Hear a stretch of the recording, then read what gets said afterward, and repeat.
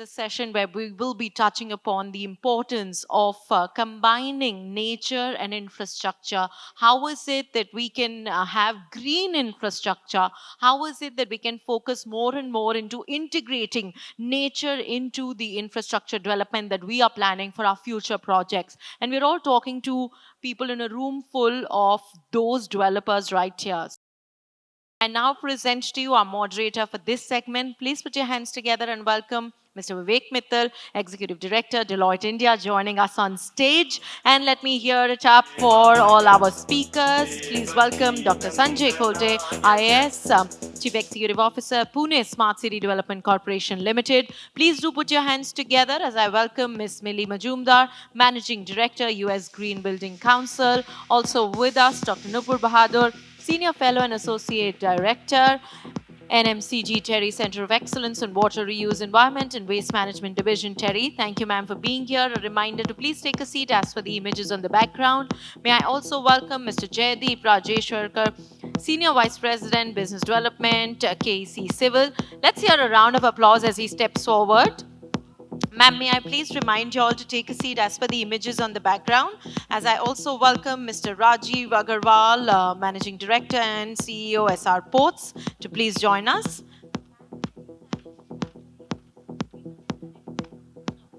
It's just easier for my audience to connect with all of you all if you sit as per the images at the backdrop. And like I mentioned, please feel free to click photographs of my panel discussions happening, sessions happening, and do share them on your social media platforms. All yours, Ms. Mittal. Thank you for having me, and thanks to my esteemed panel members for taking out time from the busy schedule.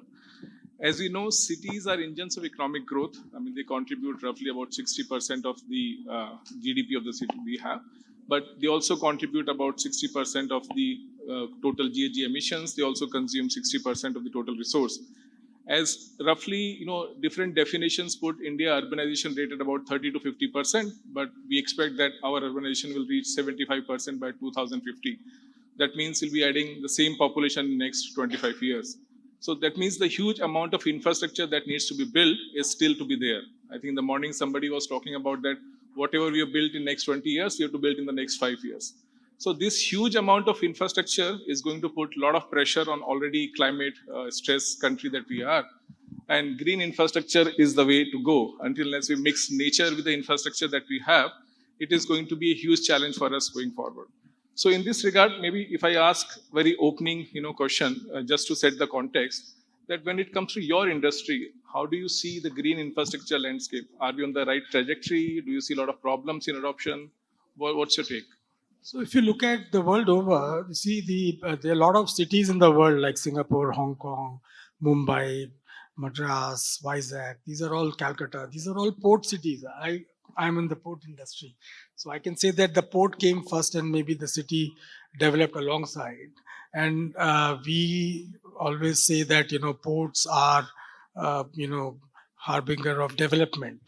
And when we are talking about green, so now, as the world is moving towards green energy, green infrastructure, so having gone through various phases of, you can say, development in the port, where we were first grappling with the drafts and increased capacity utilization, then mechanization, then interconnectivity. Now we are all talking about green power.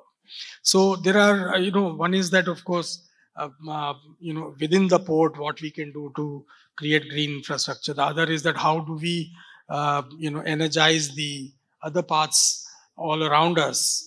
So these are going to become like distributing hubs for green energy. So we are talking about large parcels of land, and we are talking about hydrogen, ammonia to be produced and transported from the ports, and LNG, and solar power, etc. So there's a lot which is happening, and we are also developing a complete green port in Salaya in Gujarat near Jamnagar. And likewise, I'm sure many developments are taking place where people are taking, because this area is also environmentally, it's a eco-sensitive zone. So we have to take into consideration all these things and see that while we create port infrastructure, but we do not affect the environment, and also we create a complete green port. So, Jaideep, if I may move to you, talking about the civil industry, construction industry, how do you see the green infrastructure merging it? See, actually, my co-panelist is a developer of that ports, and basically we are the one who, the industry, we construct them.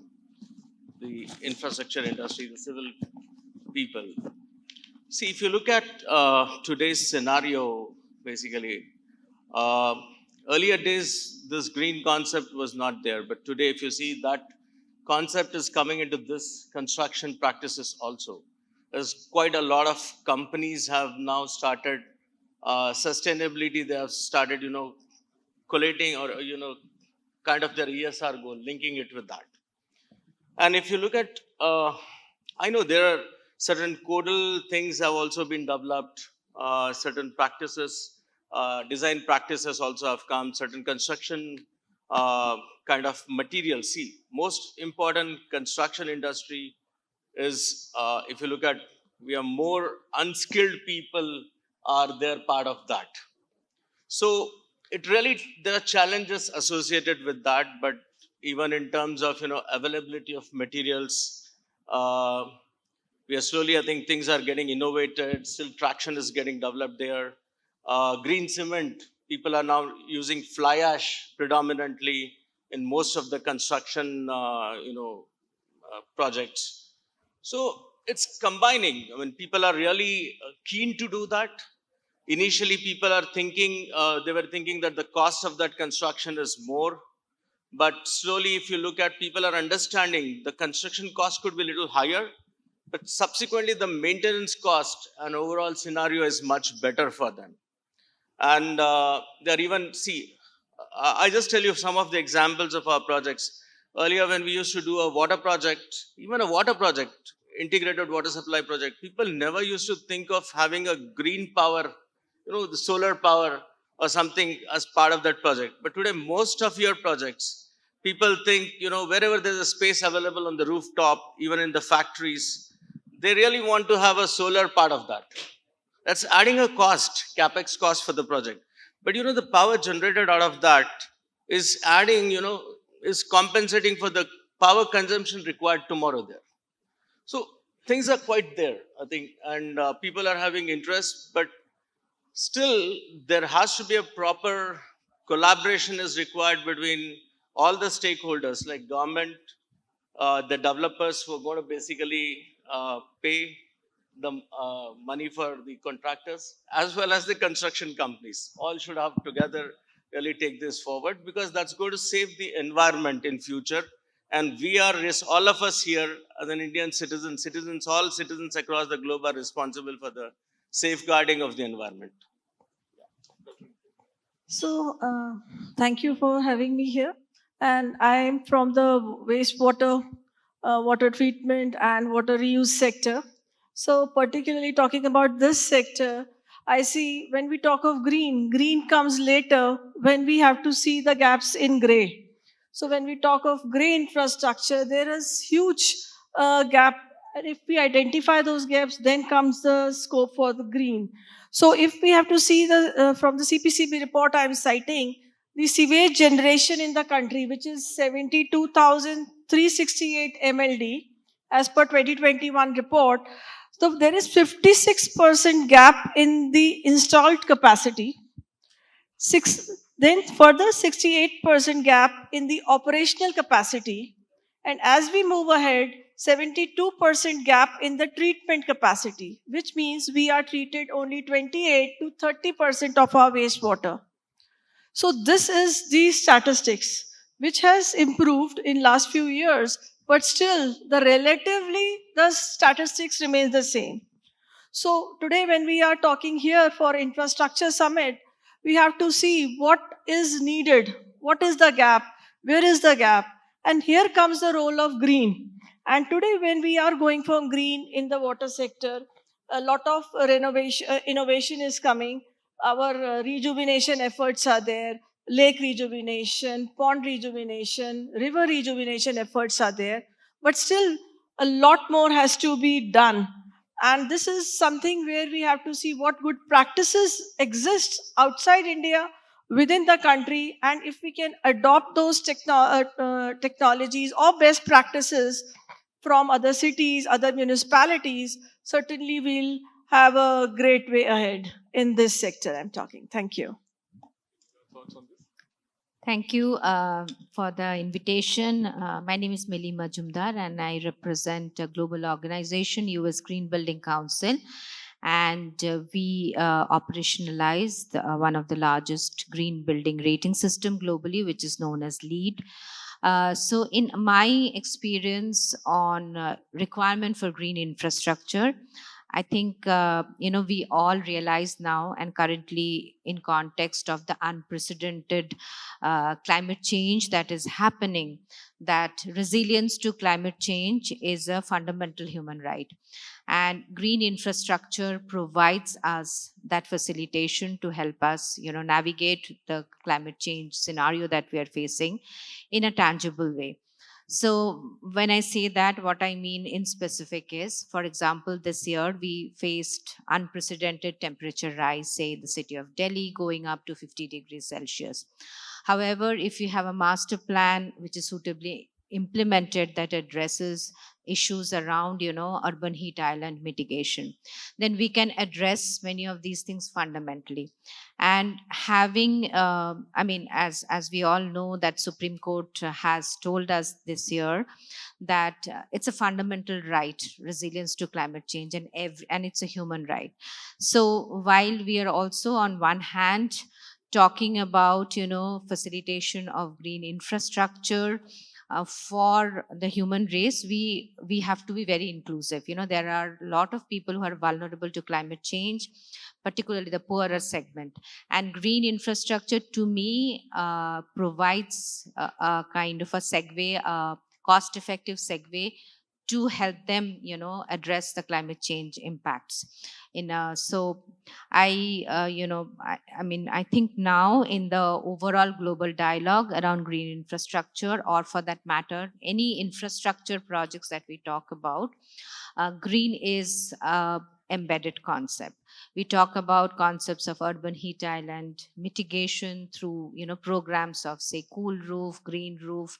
We talk about nature based solutions, and concepts of sustainable urban drainage system being integral part of a building or a larger project, which are natural systems, and so on and so forth. So I can go on a series of solutions that are possible. But fundamentally, I feel green infrastructure should be embedded at all scale, micro and macro scale, which provides a resilient future, a resilient urban plan, and a building plan. And it also provides, an equitable future for our future generation.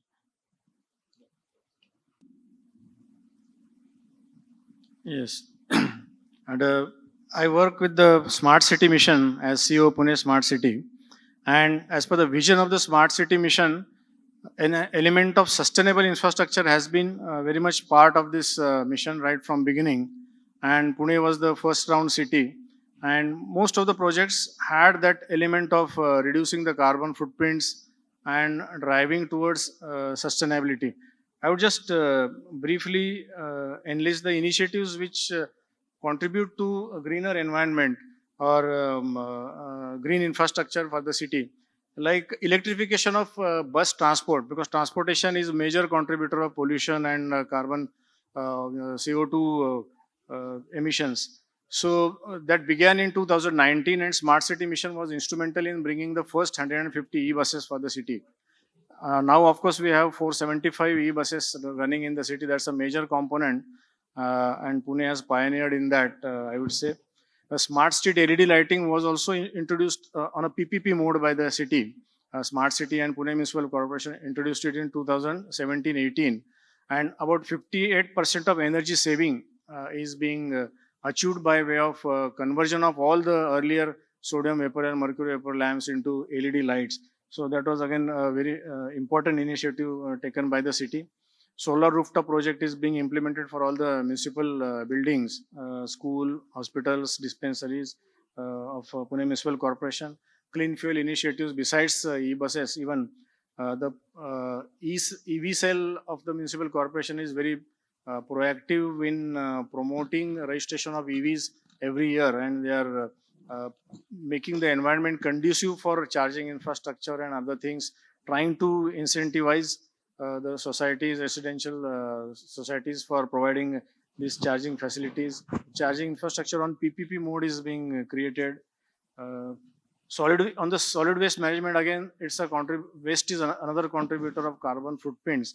So in that sector, 100% of waste is being converted into either wet waste into energy, dry waste is being recycled into other useful products. Almost they are trying to do it for almost 100% of the waste which is being generated for the city, which goes to the tune of almost 2,400 tons per day. And the biomethanation of waste, then legacy waste has also been biomined. So all these efforts contribute towards making the environment. Leverage is another very important factor. The STPs, the city has only 11 STPs. Now they are being added with another 10 STPs under the National Clean Water Program. And so 100% of the sewerage, there is a lot of gap in that, which we hope to meet by way of these additional STPs, which will be soon set up for the city. We have so far in the city. So that activity, we have partnered with IGBC in that sector also. The gardens and tree census, biodiversity preservation are the other areas which Pune city and the vibrant atmosphere of Pune city has also been always pushing in this direction, that again city increase recreational development activities which the urban local body and smart city mission has been doing in the recent past. Thank you. Thank you, sir. Mili, if I can come back to you, you talked about buildings. Now, buildings contribute majority to the. Is it better now? Yeah. So we talked about buildings, and we know buildings contribute to the majority of the GHG emissions, roughly about 38% of the CO2 emissions. While we see green buildings in, say, high-end residential, commercial buildings and all, but do you see green buildings getting replicable across the other sectors also, low income, affordable housing and all? And what will it take to make all our buildings green? So I think, a green is fundamental. If you look at the Indian building sector, what we technically talk as green building, and mostly we are referring to the certified green buildings, but that's a very small component of the entire segment. But if you really look at how traditionally we have been constructing, so we are frugal, by nature, by the way we build. So, and particularly for the affordable housing segment, we do see many of the fundamental concepts of energy efficiency are already integrated, in terms of better ventilation, better use of materials, as well as, kind of having, say, integrated rainwater harvesting, or, community facilities to provide for certain basic amenities. So all of these things get embedded naturally within many of our affordable housing segment. So you do not need a formal, maybe a green building tax or a certification. So, in short, to respond to a question, I think we are, in comparison to other countries, much better off in terms of embedding these green concepts by tradition and by the passive and bioclimatic architectural principles that we have followed since ages. And there are masters of architecture, who have taught us how to do it well. Thanks. Dr. Nupur, you talked about that there's a severe undercapacity in the wastewater sewerage treatment out. So I've seen the cities administrator like sir, they really want to implement wastewater treatment plant, they really want to treat all their waste. But where cities struggle is which technology, what is the cost benefit that is there, because it's a capex cost vis-a-vis the operational cost, life cycle cost. They're not able to judge properly on it. So you've been working with number of cities. So in your opinion, what can be done to remove this barrier, where instead of just looking at the capex cost, we look at more life cycle cost of the waste treatment plant that brings more innovations in the technology sector? Yes, definitely. This is, I would like to share, Like today, something major cost benefit analysis when we do, the major thing is we want the same benefits without having additional spending. So having the conventional mindset, but we want to compete globally. So this is not possible. So major thing is first is the mindset change. Secondly, when we have to see in terms of today's smart cities we are talking, and in the infra conclave, I would say any city, truly a smart city, we have to see how can we make the utilities smart, sustainable and self-sufficient, because it is where they are struggling. How to make a utility self-sufficient. So if by adopting or making a small technological intervention, can we improve the water, treated water quality so that you can resell or reuse the treated water? Can we improve the sludge treatment? Can we improve the waste treatment per se?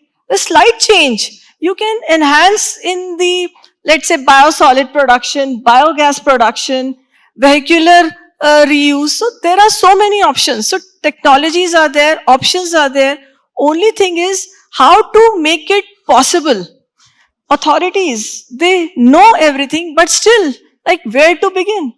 So we have good examples, and if we can involve all stakeholders, so such a policy guidelines, all the framework we can bring in place, and this is definitely possible today when we particularly talk of water, because there cannot be an opportune moment for last 10 years and another 5 years when water has been the center of so many national missions.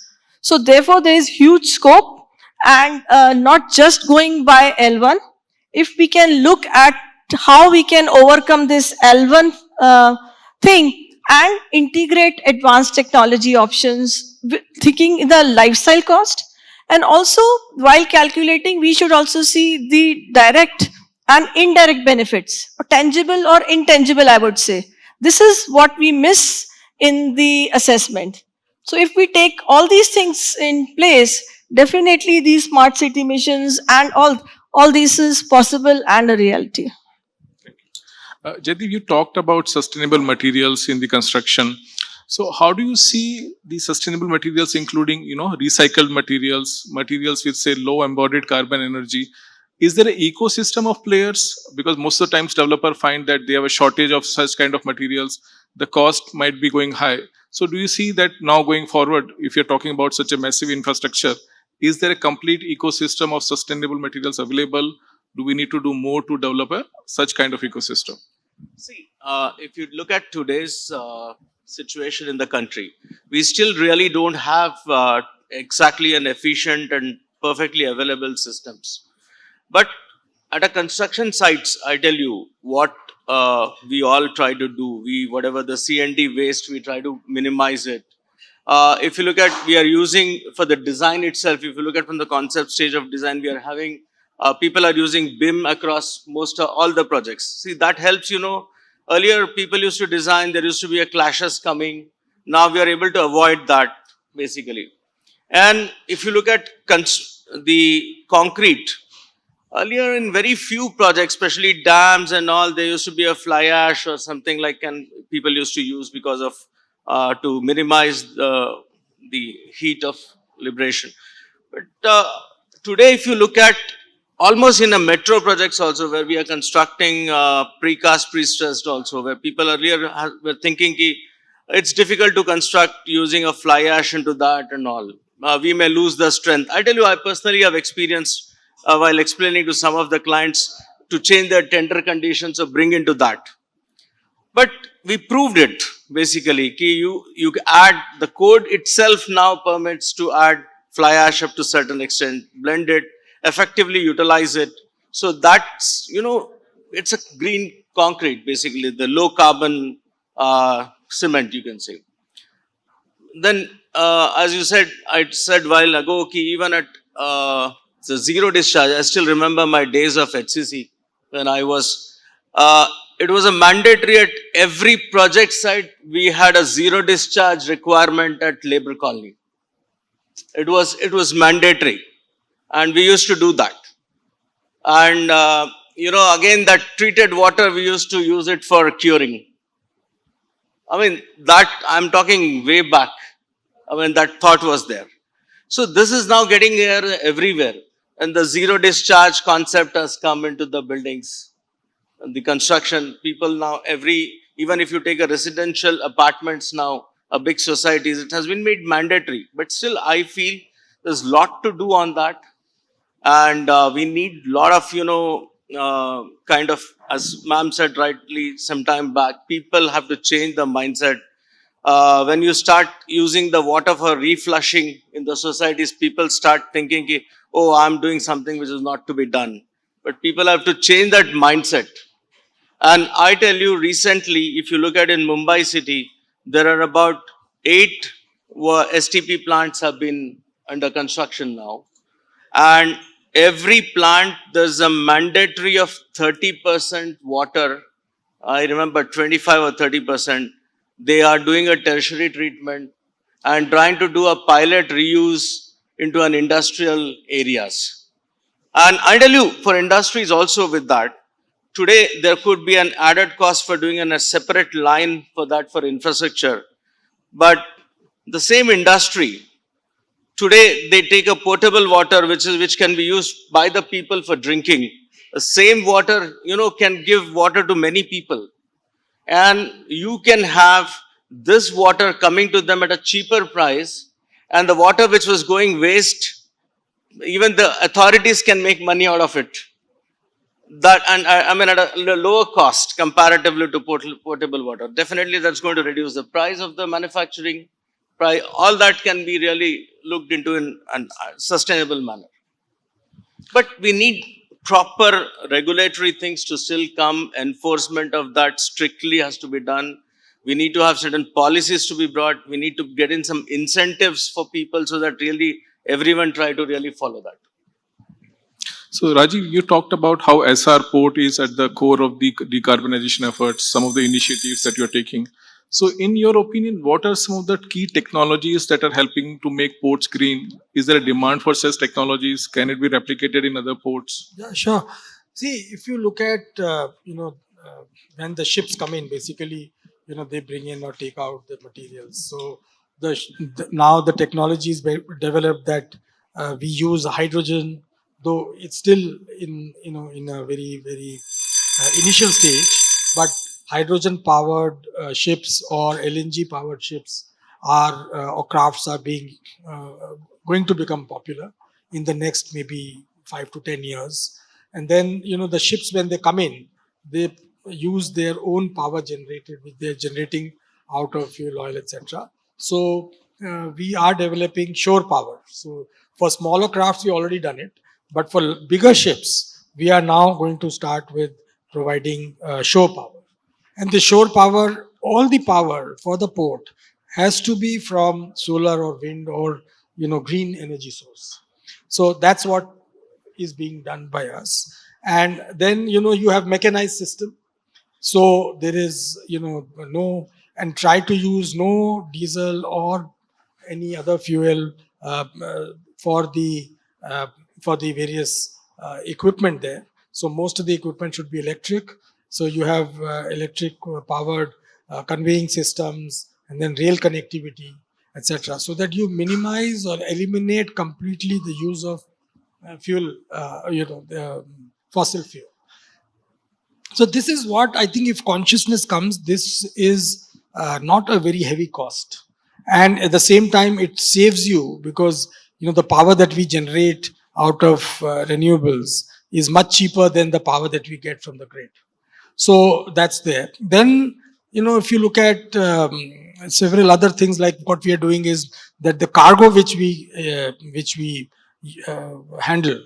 So we are looking at giving space for creating hydrogen and ammonia, green hydrogen, which could be exported or sent by ships to various other users, and also biofuels and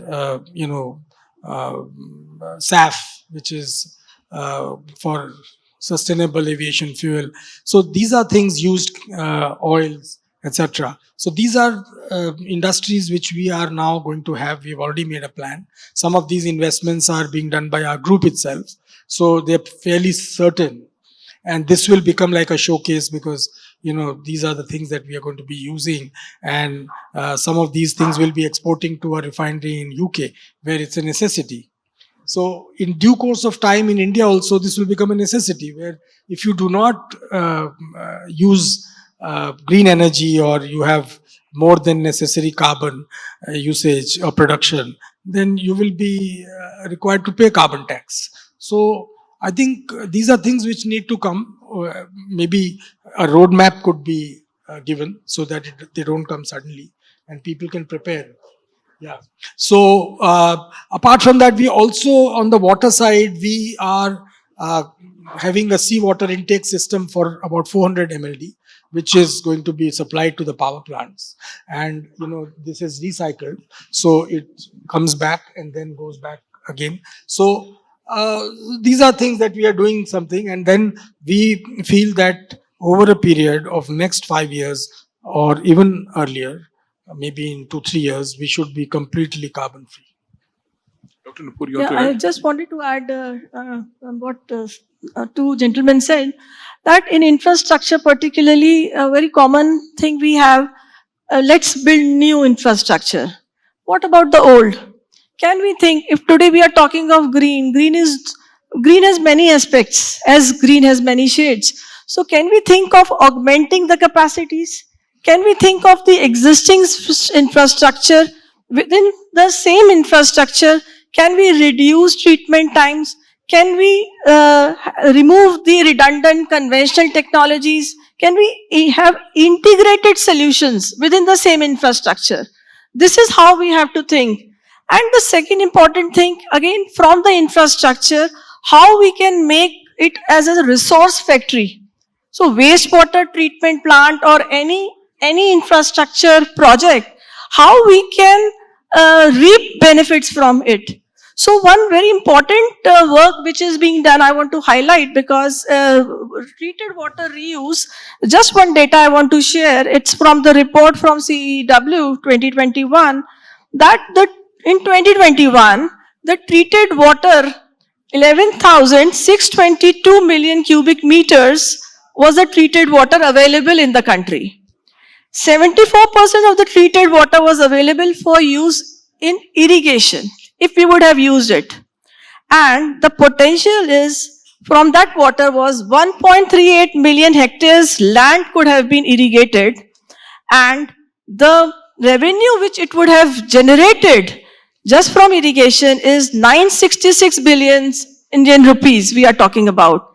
And the 50 million it would have saved by the nutrient recovery. So today, when we talk of circular economy, it is a reality.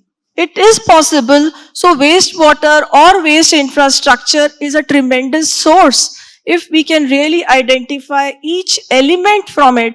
And TERI, I'm just would like to share that I'm heading a center of excellence on water reuse, which is established by Ministry of Jal Shakti under Namami Gange program.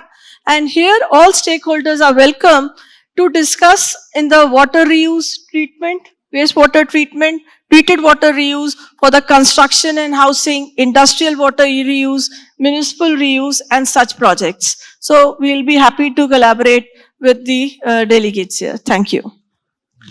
It seems we were just getting started, but I think our time is already up. We already got 2 bells. So thank you so much, all my panel members. It was a very good learning experience for me. I think, as you rightly said, we need to do frugal innovation. We need to look into the life cycle cost and not be determined only by the capex cost. Innovation is in our hearts. I mean, as Indian, we have been great innovators. We just need to apply that to our own cities. And as Sir rightly said, city administrators are making their best efforts. We just need to rally our support together with them to make our cities and metropolitan cities more green and more resilient. So thank you so much. It was a pleasure having all of you here. Thank you so much. I'd like to request all of you all to please join us for a picture as we capture you in the same frame. And here is us thanking all of you for sharing your thoughts.